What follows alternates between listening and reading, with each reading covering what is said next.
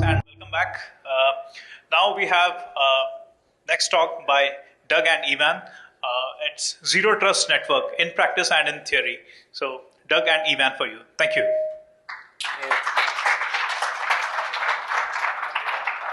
Hello, everybody.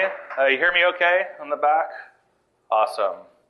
So yeah, as mentioned, my name's Evan Gilman. This is Doug Barth. Hello, how you doing? And we're here to talk about zero trust networks in theory and practice. Doug and I are both SREs. We met at PagerDuty, actually. Doug hails from primarily software engineering background. Do we need to turn this down a little bit, maybe? Hearing some feedback. Doug hails from software engineering background. I come from background computer networks. And right now, Doug's SRE at Stripe. And I've been spending my time focused on an open source project called Spiffy. So we both joined PagerDuty within a couple months of each other.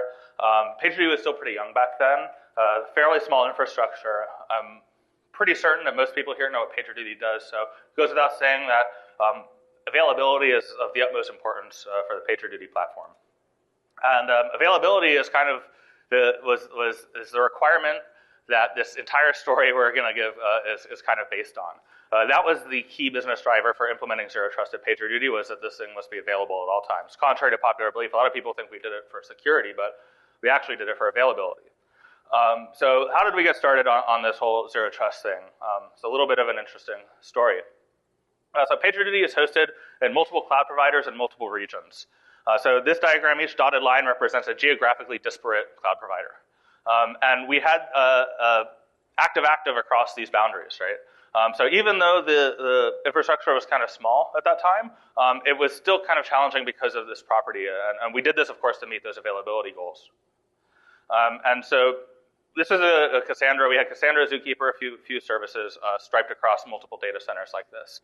And in doing that, there's lots of third-party networks between these systems, right? Because a lot of this traffic is traversing just commodity internet. So that presents a pretty large security challenge for us. We want to provide access control. We want to provide confidentiality on basically the majority of flows within our infrastructure because of this topology. So this is a big problem we had to tackle. We decided to tackle the access control problem first. Essentially, really all we wanted was security groups, you know. But security groups are AWS specific, and we're multi-provider. And even within AWS, they're region specific, and we're cross-region.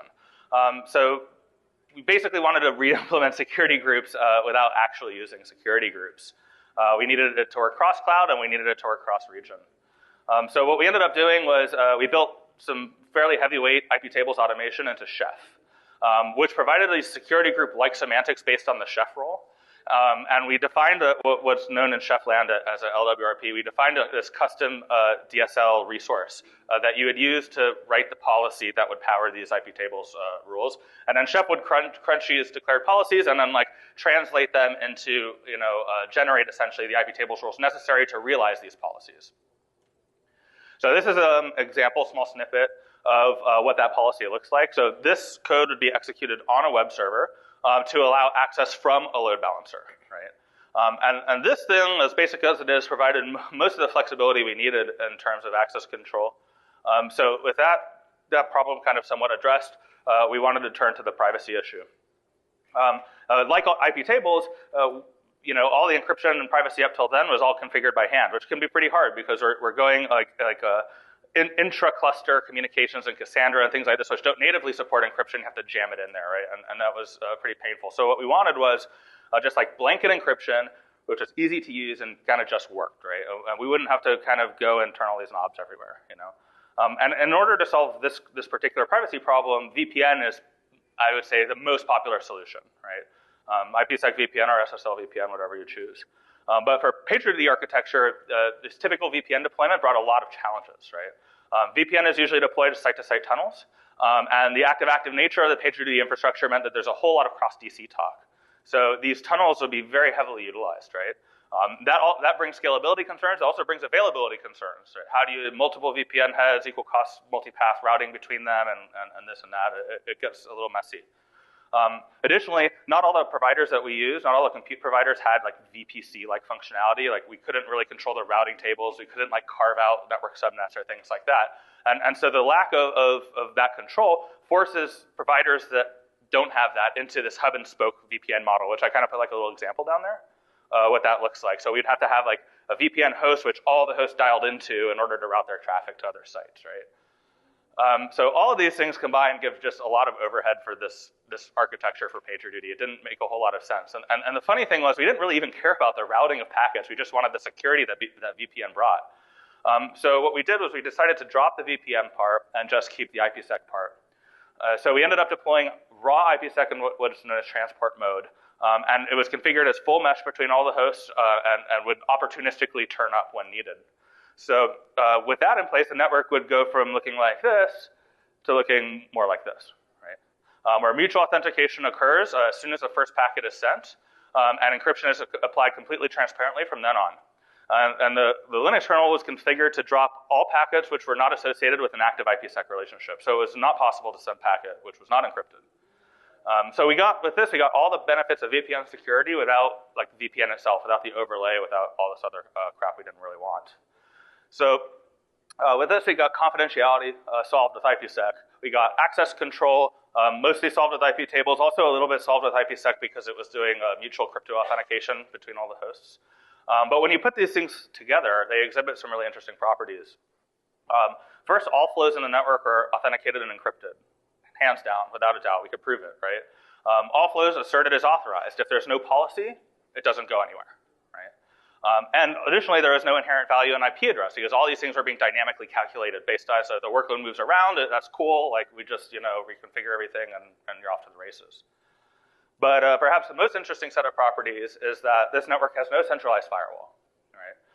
There's no network gateway that you have to pin traffic through in order to reach one port of the infrastructure or another part of the infrastructure. And there's no private network either. There wasn't really a need for it at that time. Everything was secured without the use of a perimeter firewall.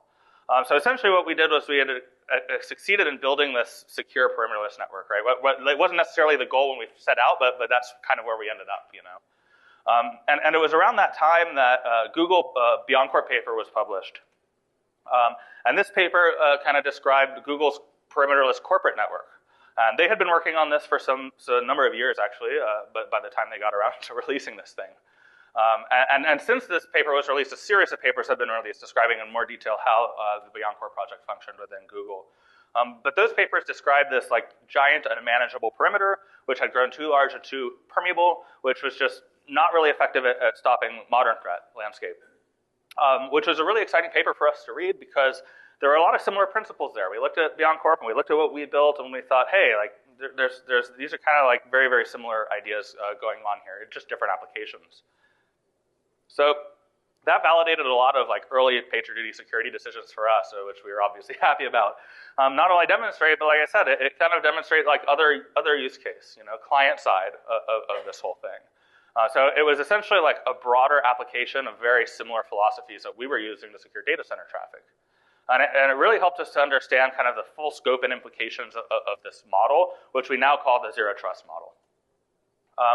So following that realization, right, Doug and I gave a pair of talks on the model and the reasoning behind it.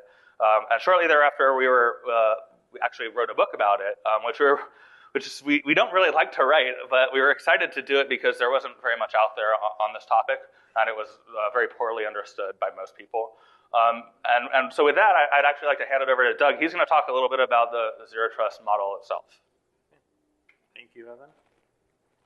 Yeah, so let's kind of look at this at the high level. What do we mean when we say zero trust? I think probably the best way that I've learned to explain it to people is that we assume that the network is hostile, and then we change our network architecture as a result of that.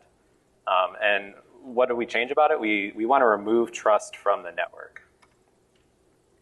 So if we're going to remove trust from the network, what does that mean from like a systems design perspective? It means that we can't say that your position in the network or your address in the network is sufficient for determining authentication or authorization. And instead, we have to like rethink how we actually handle those two concerns.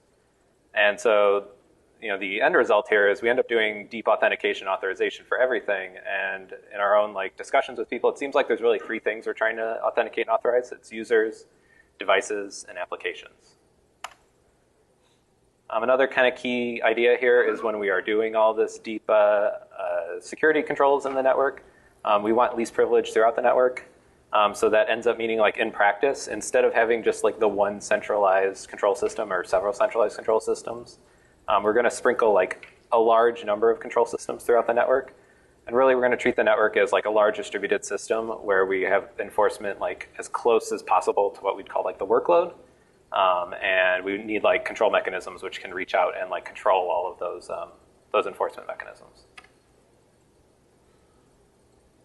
So in a zero trust network, I'd say that like one of the key concepts here is that every flow is expected. Somewhere we have a database that tells us that these are the application flows that we've put or that we've categorized and they should exist. And our network like checks to make sure that any communication on the network is allowed before it actually transmits it.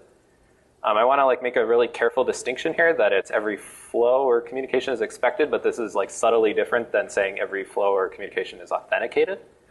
You're going to have communication on your network that is unauthenticated, but like the path it goes down varies a lot. And so the way I keep it straight in my head is I think about the unauthenticated user scenario or maybe an unauthenticated device. Like both of these scenarios actually need network communication, but they're shuttled off to somewhere else. In the user's case, it's single sign-on or some sort of like user authentication. In a device case, it's something like we're going to bootstrap the device and re-image it, and ultimately let it back on the network with like proper image and credentials. So if we're going to have like this database of a literal whitelist of all network communication, how do we want to capture it? And one of the things that we definitely don't want to do is we don't want to capture policy in terms of like the physical manifestation of the network today. We want to capture it at a higher level, and we like to call this symbolic policy. And this is, you're describing your policy and your flows in terms of like the logical like components in your network, and purposely keeping them divorced from like actual implementation details. And the reason we do that is because we kind of expect in the future our network will change. And if we have like good logical descriptions of all communication in the network, we can calculate from that, how it should be applied to the network that we actually are running today. So when we're capturing this policy, one of the interesting things is like, well, how do you capture it? Both PagerDuty and Google and others, they tend to like capture it as like code in a domain-specific language that's versioned over time. And that's really nice because you have like this language that it fits well for writing code to actually deal with the physical implementation. But it's not really like mandatory that it's written as code. It's just that you've like separated policy from enforcement decisions. One of the things I think kind of echoes this philosophy really well that maybe, I don't know if like everyone realizes that echoes it is, say, Amazon security groups. When you define a security group, you're talking about, a logical database security group allows access from like an application system, and you don't really care about the IP addressing. But under the covers, Amazon is, obviously keeping track of which virtual machines are database machines, which ones are application machines, and enforcing it for you, but you've described it at a much higher level. And another like kind of key concept as we worked through these ideas is, we talked about we need to authenticate users, devices, and applications in the system, but kind of like crucially, authentication can be handled orthogonally with each one of those separately, but like the authorization has to be the union of them. We want to like make sure that when we are making a policy decision, if we allow or we disallow communication, that's a combination of all three of these things. And I think like to help clarify our thoughts on this, we need to give it a name. And so the name we decided to give it was a network agent. It's kind of meant to like echo like a user agent in a browser. But the name doesn't really matter. The idea is that every time we're making an authorization decision, we need to consider all three of these things and have policy that is defined based on the union of those. And that's what we would want our policy engine to actually work on, is like this network agent. And having like this concept of a network agent, I think like ultimately lets us better express policy that we want, like kind of these weird edge cases that don't fit well. So an example that I've run into myself is I have a corporate provisioned laptop. I also have my phone, my personal phone, which is allowed onto the corporate network. I have strictly less access on my personal phone than I do on my laptop, right? And if I don't have like this network agent in a policy engine to let me write that policy, end up in these weird situations where it's like I have to like not allow the phone to talk to this thing. And it would just be better if we said, really what we are authorizing is a network agent. So we're going to sprinkle these control systems throughout our system. Obviously, like that's a lot of different control systems to reconfigure as the network changes. So how does this become like a thing that actually works? It's automation, right? It's pervasive automation throughout the system. If we didn't have it, we probably wouldn't do this architecture.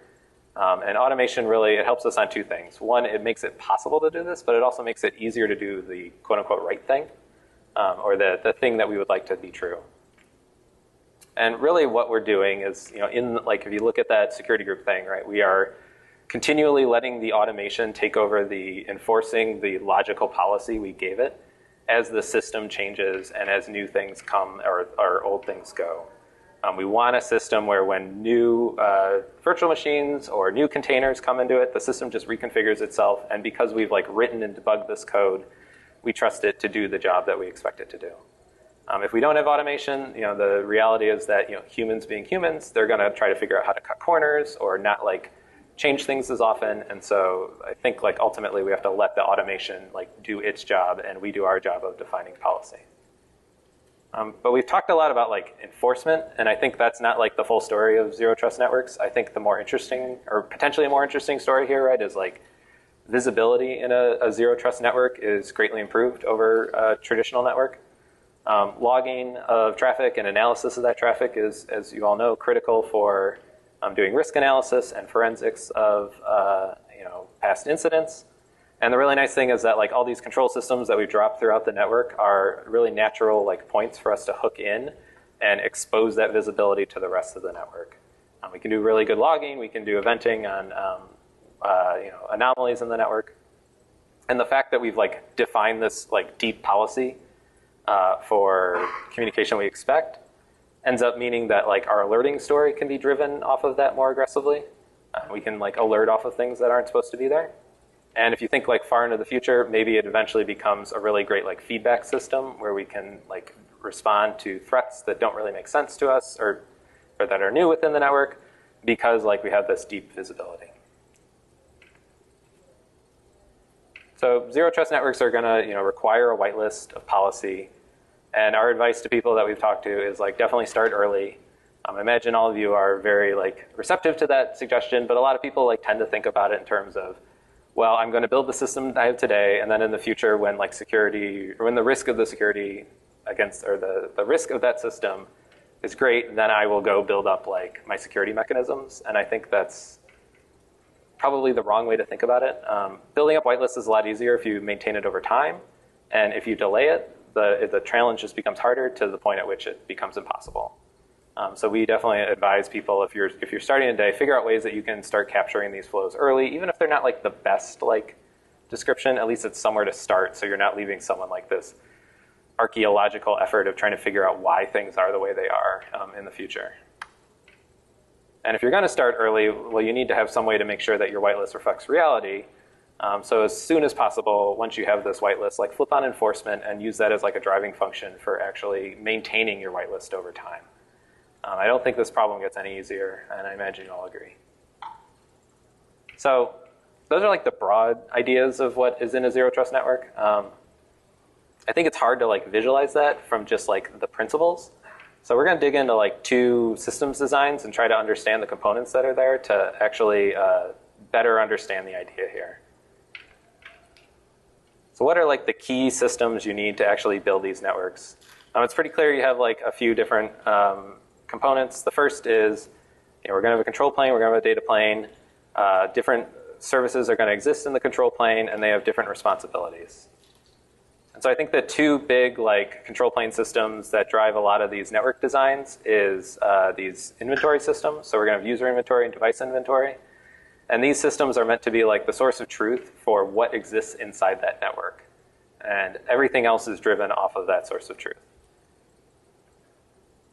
A lot of these networks also, like because we're doing automation, configuration management systems can be a very convenient, like potentially general purpose automation framework for your network.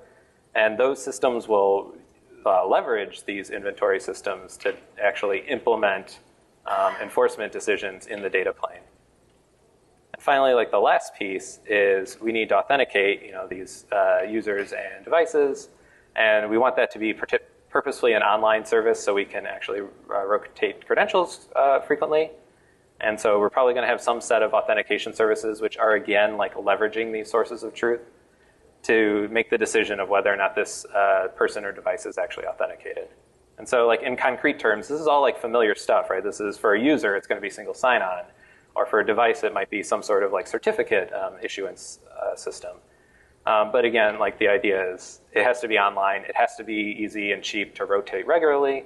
And once we have that, then we actually can start building systems that can better respond to threats. So as these, this is very basic. As these systems grow, you can get way more advanced than this. You could start adding new components that further leverage like sources of truth and try to like respond to novel threats. But these are the broad strokes. And so let's dig even a further level deeper and start looking at like particular implementations to better understand how like people have approached building these. And I think when we do this, it's important to realize that like this is not like the perfect systems design. This is the end result of an organization's goals coupled with like their business needs results in their implementation. And we could take lessons from that, but it's not going to be implement this and everything will be perfect, or even if this makes sense to you in your system. But one of the things as we talk to people is there are kind of two different concerns here that we need to figure out how to deal with. And the first one is like server-side zero trust networks. How do they look and how do we build them? And we're going to focus on like PagerDuty because we feel like that is a good example of how PagerDuty like evolved their zero trust network in the server-side implementation. Later, Evan's going to talk about like client-side, which is what we see in the Beyond Corp design. But let's dig into PagerDuty first. So PagerDuty, being a startup, like all startups, does things in the simplest way, or the simplest thing that could possibly work approach. And so our original implementation was Chef cookbooks, actually calculating and applying policy to every server in the infrastructure. And in Chef, you have like this really rich device inventory because it indexes all sorts of facts about every single device that it runs its configuration management on. And so it gives you this really nice opportunity where you could write configuration management that can calculate out like knowing the set of every device that's in the system. But naturally, as this like system grows, you start running into problems, right? And the big problems that we ran into was we had problems with scaling it. Particularly around like just the time it takes for like changes in the infrastructure to roll out throughout the rest of the system. But we also had like frustrations with how isolated is this system. We don't really want like our security mechanisms to be sitting alongside, say, installing like a library or something that we are giving to another team to configure their servers. Additionally, they started working on like re-envisioning how the system is running and using containers to dynamically assign workloads to infrastructure. And so that kind of exacerbates the issue, right? Where you have workloads that could move dynamically between systems, and you don't certainly want to just turn off all the security because like they might just hop around on a fairly frequent basis. But that said, that's all right. Like the way we think about this is we have a system that works. We have known behavior. We're going to extract this out of this, MVP environment and put it in its own new dedicated system. So we did that, and that system was something we called Topology Manager, and ended up with like several different components. Some that lived in the data plane on the servers, some that lived in the control plane. But together, they kind of like took over responsibility from Chef and codified something we were already doing in a way that would support like our future system design. So let's dig into that now. I'm going to start at the data plane. So on the data plane, we ended up having an agent that runs on every server. And that agent had like a fairly clear responsibility, which was to manage the network configuration for that server. And it did it in response to device inventory changes that came from the control plane. And so anytime like a device came into the system or left the system, these agents would be signaled, and they would automatically update each server's configuration in response to that. You got to remember that in PagerDuty's case, like the network environment that we were operating on doesn't have enough controls for you to control, say, like even something as basic as security groups in every provider. So we have to do enforcement locally, and that ends up meaning like IP tables if you're talking about filtering. But in a scenario where you had providers that gave you like better control, it is clearly better to like push that away from the workload slightly to benefit it. So the other, or one of the big things that this agent was tasked with configuring was the IPsec policies that we talked about before. So again, we have like IPsec giving us per or device-to-device encryption and authorization guarantees. So when a new server comes into the system, we need to update different servers to allow it access. If you're not providing an IPsec relationship, then all traffic was dropped. So these agents would, in response to a new node coming on, would reconfigure every server within like a few seconds. And that gave us those guarantees and kind of like met that problem or solved that problem of we don't know how to, or we are hitting scaling challenges with Chef and it's time to converge. But what about the workloads? So we're putting things inside containers. How do we handle that? So we did two things to help like manage that responsibility. So the first thing is that topology manager was configured to understand the workloads that were coming onto a system, and more importantly, like the policies that went along with those workloads. So if you kind of look at it in today's view, if you've ever looked at like container schedulers, especially like Kubernetes, you might see similar ideas, right? Where like you have an API that understands what workload is running on this box, and you can leverage like the knowledge that that container scheduler has to let you like reconfigure the box. This is similar ideas, just a few years prior, so we didn't have like Kubernetes to do this. But same idea, like I'm going to run service foo. Service foo should accept requests from service bar, and therefore I have to reconfigure this server to admit or allow the admittance of that traffic. So topology manager handled that case. Another system that's separate, and we'll talk about a little later, is we wanted to have like per service credentials. And so we ended up using an open source product called HashiCorp Vault to manage like the generation and distribution of those certs. But we're going to talk about that a little later in the control plane because it feels a bit more natural to talk about it there. So this is the basic data plane, right? Simple agent that sits there and has some like source of truth to know what to do in each server. Let's go up a level and talk about the control plane. So one of the interesting things when you think about like server-side versus client-side is server-side has some different characteristics from client-side. And from my eyes, one of the big differences is hosts can be cycled out more easily. Also, you generally can know what to expect on them versus client-side where people are just installing software more or less ad hoc. And so we get this great opportunity to like make a system that's responsive to changes in that environment. So the big thing that we have to like really guard against is actually making modifications to the layout of that network. And so we're going to look at like host provisioning as an example of how we manage that, but there's also like the parallel example of how we manage like which workloads run on which machines. But hopefully like talking about host provisioning will help you kind of see how you might extend that into workload assignment. So this all comes back to an authorized user. Any change in the control plane's data sources is obviously very sensitive, and it's something we want to manage write access to. And so we have to lean on normal authorization and trust of users. So these users are on an authenticated device. We're able to do mutual TLS into the control plane. They have their password. They've provided a multi-factor token. So we generally trust that they should be able to make this change they want to do. But what we end up doing is instead of letting them just proactively make the infrastructure they want to provide, they have to signal to the provisioning service that I would like to make some new infrastructure, make some change in the network. And then that provisioning service is now taking over responsibility from them to do all the actions that they requested. So in the case of like provisioning a host, that provisioner is going to create the cloud instance. The user told it which image and which provider to use. But the provisioner is responsible for actually making the API calls, making this requested change a reality. And once that instance is created, the provisioner is in a good position to register into the device inventory system and capture all the key data it needs in a way that we trust because it's not like self-reported from the device. So it can capture IP address and type of device and all this kind of stuff. When we update that device inventory, that gets pushed down to the agents, and we know those agents will respond and reconfigure themselves to allow this new trusted instance to come into the network and change their IPsec configuration, change their IP tables to let that host communicate. And then the next key thing this provisioner does is it talks to something that we're calling the user inventory system, but it's actually that HashiCorp Vault system. And what this is responsible for doing is we are using credential rotation as a way to identify users or really like applications or services that are running inside the network. And we're going to give each one of those services their own unique credential that we've provisioned for them in response to them coming online.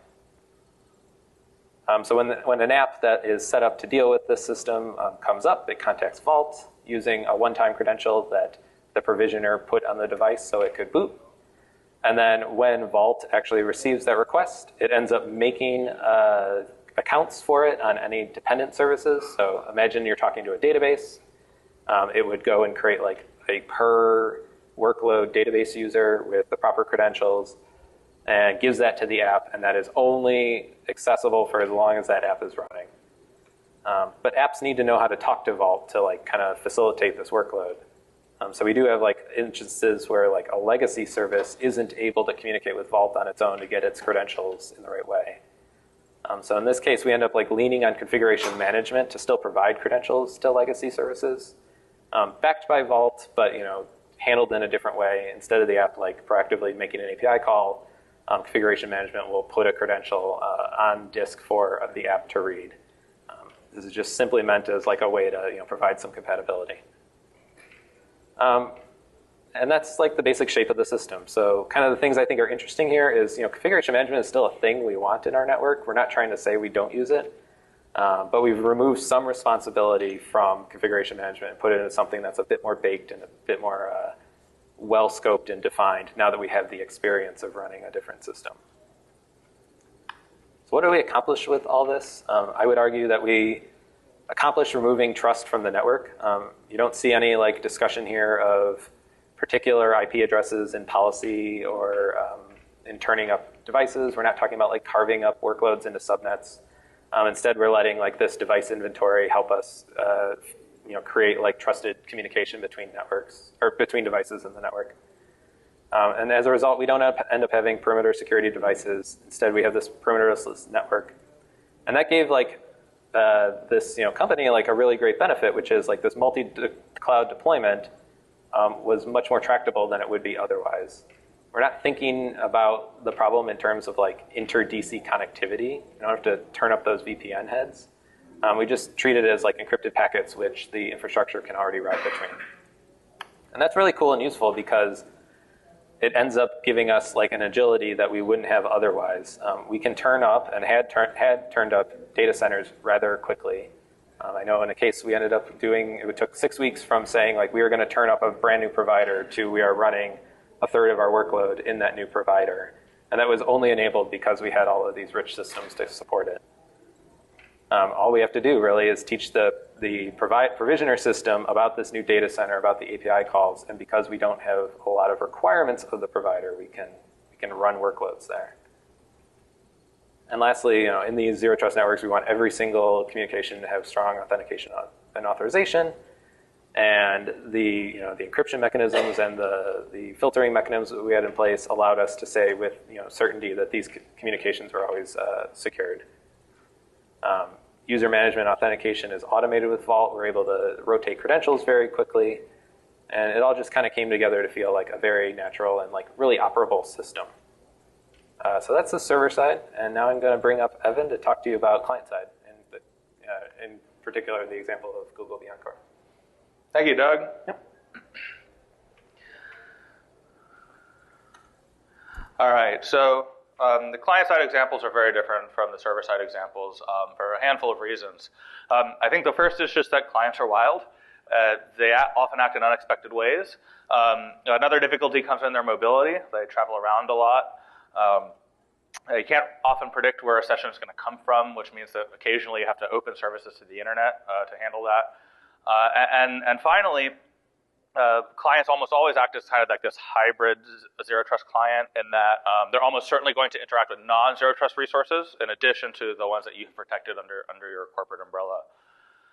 So because of that, and also because device theft is easy, user authentication is particularly important on the client-side implementations, if you will. So we looked at Google Beyond Corp as kind of a prime example of a client-side zero trust implementation. It's relatively mature. They've been very kind in publishing papers on this, but there's still some secrecy there, so it's kind of hard to see through all the implementation details there, but we get to know some things. So at the beginning, they kind of describe like their journey along this way to evolving Beyond Corp. They describe a very, very large corporate network, which of course requires an even larger perimeter. Tens of thousands of users accessing thousands of resources, maybe hundreds of thousands of users and tens of thousands of resources. We can't really be sure, but maybe even larger than that. They have many, many remote employees, not just full-time employees, but people accessing from at home after hours or traveling employees and things of this nature. One of the thought exercises too is like, how many visitors do you think Google Campus might see in a given day worldwide? Right? Probably a whole lot of visitors, right? And this all kind of worked okay when the perimeter network was like surrounding a building which you had to badge into, and everything was all secure, and you had to go there to perform your work. But how true is that assumption today? So in a frame like this, it's pretty clear that the perimeter systems have not aged well or scaled well, for that matter. The perimeter is just too permeable, and once inside, elevated access can be enjoyed by most folks. Google recognized this, and they see this model kind of falling apart, which is kind of the impetus to launch their Beyond Corp project. So the Beyond Corp project aimed to kind of move the entire corporate network to this perimeterless zero trust model. Removing the perimeters and removing trust from the corporate network aimed to alleviate a lot of these kind of remote issues that they were facing. So I'm going to talk a little bit about the Beyond Corp, the particular Beyond Corp implementation that Google did. And so for these things, it's natural to start with a client. So we have a client here. And the client is a user coupled with a device, like kind of that network agent that Doug talked about before. And when a request is first made, user gets sent to IDP for authentication the same way that you would normally authenticate a user. Username, password, top P, hardware token, whatever it is. It's basically regular SSO stuff. It's nothing fancy. And after authenticating with IDP, the user gets kicked back to this thing they call the access proxy. And when doing so, the client device presents a device certificate, which the access proxy uses to authenticate the device, which is calling it, right? So the client negotiates this mutual TLS connection, and then the proxy authenticates not just the device, but also authenticates the IDP information passed through from the client. So it takes these two it does the authentication directly, and then it takes these two bits of information, and it kicks it up to the control plane to actually authorize a request. So it passes the identifiers about the device, about the client, about the request itself, pretty much the entire context of the request that's being made. So when an authorization decision is made, the proxy enforces it, so you have that enforcement component, and then it forwards that request to a backend service over an additional mutual TLS connection. The difference here, though, that I like to draw out is that the relationship between the access proxy and the backend is not what we would necessarily call a zero trust relationship, unlike the corporate client to the access proxy. So there's kind of like a line of delineation here. Between like the zero trust perimeterless architecture and like traditional perimeter architecture, despite the fact that it uses mutual TLS. So we can see that this is pretty much it for data plane on Beyond Corp. It's fairly simple. So let's have a look at control plane. So we have user inventory, which is similar to what people might have now. Can be LDAP, can be pretty much anything. But we record lots of rich metadata here, including perhaps the department that they work for, their role in the company, which devices they've been issued, maybe pub keys there, and things like this. And this user inventory backs several other services, one of which is that SSO I talked about earlier. So SSO uses this user inventory as a source of truth. And like I said, it's regular basic SSO. It's nothing fancy, right? And once the user gets kicked back to the access proxy, the access proxy authenticates the device. We also have device inventory as like kind of the other source of truth here, which Doug also kind of covered. And device inventory is particularly challenging in physical world, particularly if you're tracking serial numbers or combinations of parts and different machines and things like that, because you end up swapping these things around, and the device inventory can be challenging to maintain in terms of accuracy of the data there. Many different types of devices, and it can kind of be hard hard to keep track of, but it's still a really important piece, and we have to have it despite the challenges. So this is kind of where we have some divergence on the PagerDuty implementation here. So rather than device inventory pushing configuration data out and notifying things out there to reconfigure themselves, the device inventory pushes data to something what Google calls access control engine. We call policy engine. You might have heard Doug talk about it. And this access control engine does all the authorization within the network, right? So it pulls data from both user inventory and device inventory, and then takes that information with the context of the request which is being made in order to make an authorization decision, right? So it considers all these things. And the access control engine can be loaded with both like coarse-grained policy and fine-grained policy, and those things can be layered. So while the access proxy can validate authentication, those identifiers still get passed up for ultimate authorization decision to be made elsewhere in this access control engine. And the access control engine is really flexible, can take a variety of inputs. I think, in fact, Google's implementation puts a pipeline in front of it with just this data hose kind of information flowing through it. So with systems arranged this way, you can kind of see how you give the zero trust guarantees to that client and access proxy relationship. And even though this deployment is very, very different from the PagerDuty deployment, we accomplish very similar things, so many of the same outcomes, right? There's no trust in the corporate network on Beyond Corp model. In other words, the corporate network is really no different than the internet. Access that you'll get from sitting inside Google building with Beyond Corp is the same access you'll get from coffee shop or at home. There's no different, right? And as a result, there's not really any stringent requirements on the perimeter there. It's pretty wide open. Also freed users of VPN requirements. What are you dialing into if the network you're dialing into is still untrusted, right? So now they can travel wherever they need to, which we call kind of like internet mobility. They go everywhere and they have the same level of access as they would have in the office.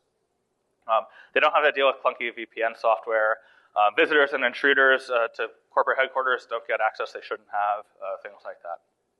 And finally, similar to the server-side deployment, all requests are strongly authorized and authenticated, every single one.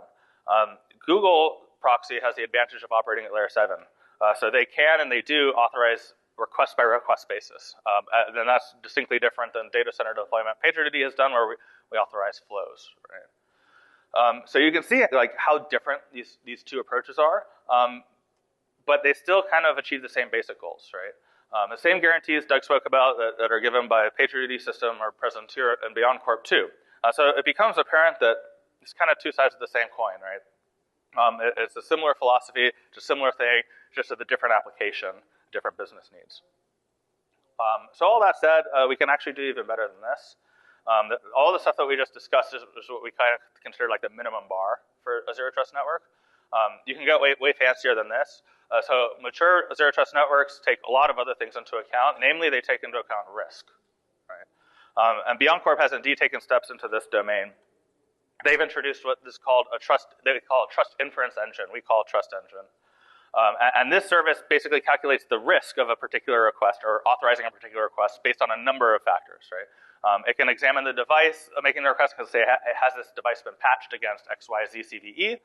Yes or no? And all those inputs that we can kind of introspect, they get added up to create a score, like a confidence score, right? And that score is used in addition to like traditional binary policy, which helps the policy writer catch unknown unknowns, right? So the policy can put like traditional constraints plus this minimum score, right? And this helps keep like suspicious requests out, ones which would otherwise just be accepted because we haven't written explicit policy to check for it. And as an additional concession, the access control engine actually passes the score back down to the access proxy. And the access proxy injects the score along with a bunch of other information as a layer 7 tag or header, depending on the protocol, backend protocol. And this allows the backend to make fine-grained authorization decisions based on the riskiness that the request has been deemed by the control plane.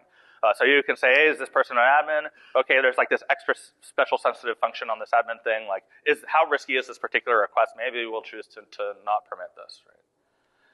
So we can take this actually even one step further and integrate behavioral heuristics, which I think is kind of cool. So for device behavior, perhaps you use SFlow, and you detect behavioral anomalies based on SFlow data coming from different devices. Or any similar network sampling protocol, or just an example, SFlow. And for users, perhaps that's just like regular user accounting, measuring things like successful or failed logins over time, and doing anomaly detection there. So both of these pieces of information can give really, really good confidence signals or scores. And then you take all these things and it affects the score appropriately, right? So things that are particularly risky may be denied. And this is actually a pretty hard UX challenge, right? Like, how do you explain why it was denied? You know, oh, well, your score was too low. Okay, well, how do I fix that, right? So it's really, really important to pay attention to kind of the UX, like the experience that people have when interacting with these zero trust networks, and not just in daily operation of the network, but also kind of in the migration from your typical perimeter old school network to this zero trust paradigm, right? Exceptions will be normal, and you should definitely plan for that. And this is particularly the case if you're doing scoring right out of the gate. But the good news is that zero trust generally actually improves user experience, which is kind of interesting because security very rarely does that. Because authentication and authorization, all these different layers are so automated, the only thing the user really ever sees is just that kind of like typical authentication that comes through SSO or whatever. They don't have to fool a VPN. They don't have to muck with all this other stuff. All that stuff just kind of happens underneath the covers for them, right? So in the end, these networks are actually easier to use than the networks that most of us build today. Now, the reality is that all this stuff is pretty new. Some of it's not even realized. For instance, like, we're not aware of a client-side and server-side implementation in the same organization. Furthermore, Doug and I have only built the server-side stuff. We haven't really built the client-side stuff, you know. And as a result, like, we've made dozens of phone calls through the writing of the book and the implementation of all this stuff, dozens and dozens of phone calls from practitioners, researchers, CTOs, you name it. We've spoken to them and, kind of picked their brain on this stuff, because the reality is, as an industry, we still don't really have all the answers for the zero trust architecture. It's still pretty new. It's mostly roll your own. Folks who are building these things all have built in-house, There are some good tools out there and some good building blocks that you can leverage, but you still have to kind of put them together and arrange them in these particular ways in order to give the guarantees you're looking for. The vision is really big, which means it's going to require multiple pieces of software working in concert in order to give these guarantees. There's not almost, I can say fairly confidently, I highly doubt there's going to be a single piece of software which is going to just kind of install and give you all this stuff, right? There's plenty of room for lots and lots of tools and approaches here. So it's still very, very early, but there's lots of opportunity, and we think it's really promising. So, who's doing it, right? In addition to the two examples we kind of went through.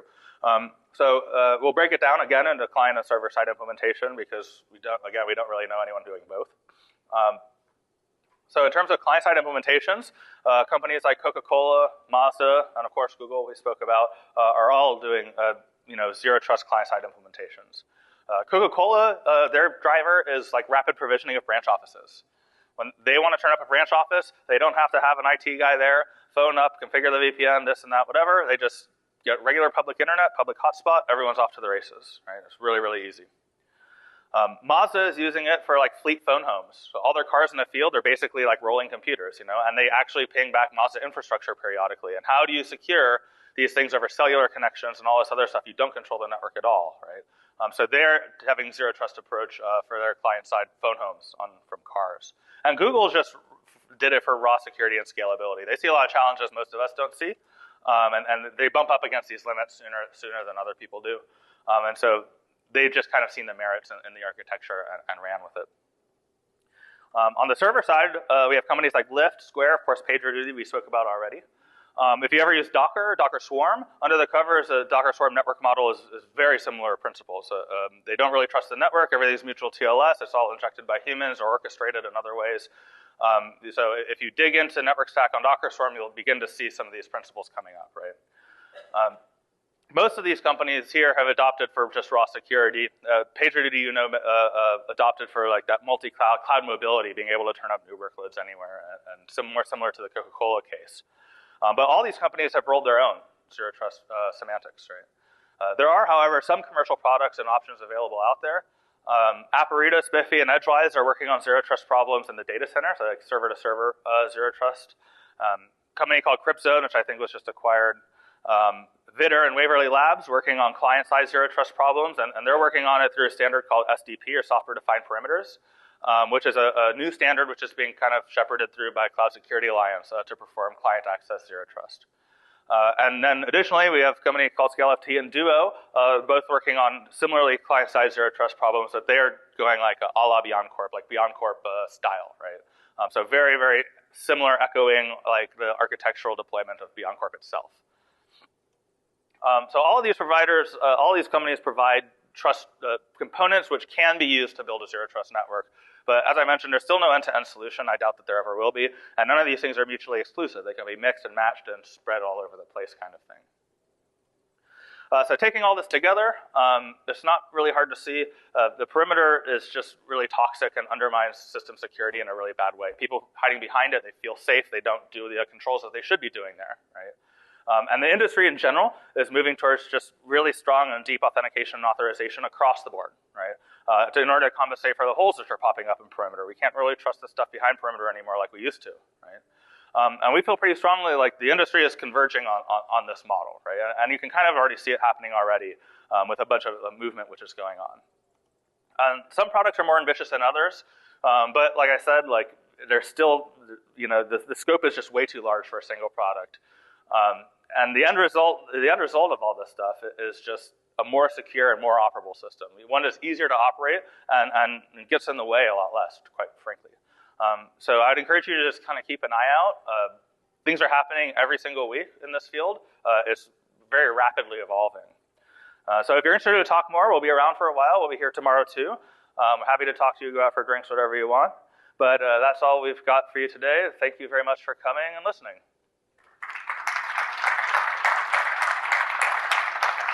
We'll get Doug back up. We can do a Q&A if anyone has any questions.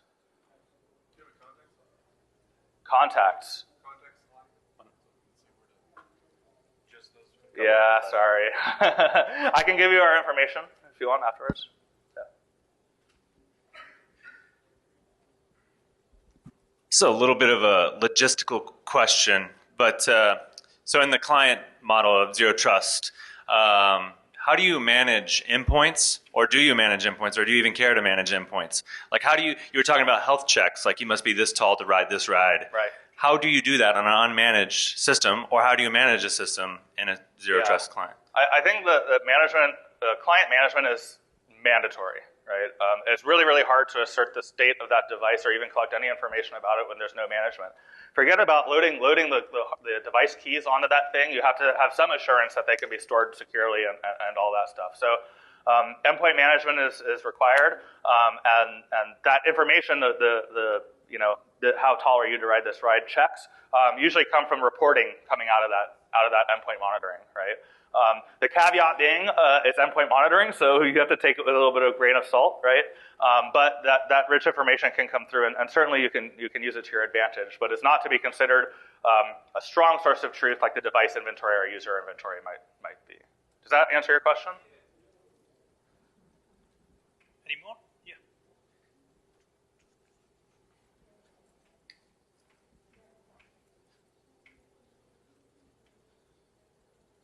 Just an FYI about a company that's attempting to do both client and server-side, Palo Alto. We've spoke a bit to John Kindervog, the field CTO there. Yeah, they're doing some interesting stuff for sure. Yeah. Do you know if anyone is deployed like that? Yes. Yeah? I'd like to talk to you afterwards if that's okay. That'd be great. I'm not doing it. Well, that's okay. Yeah, so just a question about defensive depth. One of the things you lose in the client-side model is that you don't have a perimeter, so that SSO is done on an untrusted medium. What's your thoughts on if we can trust the security of that communication and that authentication server, and if we lose some security by moving to this model? You want to go? Yeah, sure. That's a fair point. I think the ultimate question here is like, I can see a scenario where you say joining a VPN is a good another layer of defense, and then the problem is you end up with just the UX like burden. It's just really rough for users. I don't know. I'm not sure how you would like get that second layer back in without like burdening a user with more pain. I think like for those publicly facing things, it's not super great, but you do kind of just lean on mutual TLS, which means that the attack surface is reduced to your TLS library. So the SDP protocol I spoke about earlier, software-defined perimeters, they get around this by using what's called pre-authorization. So they use a protocol called single packet authorization you might have heard of, where they assign a UDP packet and squeak it out onto the network.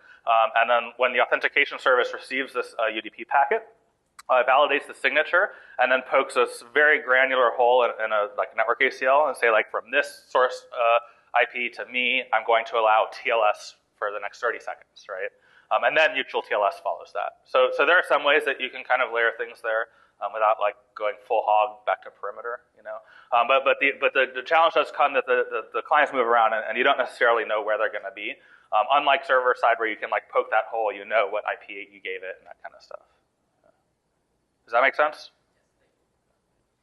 All right, thanks for a great talk. Just the questions regarding race conditions and split brain scenarios when you talk like server to server, zero trust networks. Did you experience any issues with that at PagerDuty, and do you have any suggestions for a solution in those cases if they occur? I imagine like spinning up new instances that haven't get added to ACL yet, and right. Data centers going down and centralized management. That's right. You can talk about a few different scenarios. So like in the underlying libraries, I definitely experienced problems in probably the protocol with split brain issues. I'd say like architecturally, there's the nice benefit that since you don't have like, it's not data center to data center having communication problems, it's host to host. Like in general, you could just treat it as like any host failing to communicate on the network. And so usually our response to those types of failures was a missing timeout somewhere that like the application should have handled this pain. On the provisioning side, I'm assuming that like you use Surf to do like gossip communication. So the network protocol like guarantees that eventually it will converge. Yeah, we did run into some of those challenges, especially when things are all built into Chef still. It took some time for those things to roll out. If things would come up, they wouldn't work, right? And then you have to wait for all these runs to complete, which was a lot of the incentivization to move this out to a dedicated system. Topology Manager ended up fully converging across the entire fleet in a couple hundred milliseconds. So with that guarantee, we kind of, like, especially with containerized workloads and stuff, we kind of greased the wheels up a whole lot.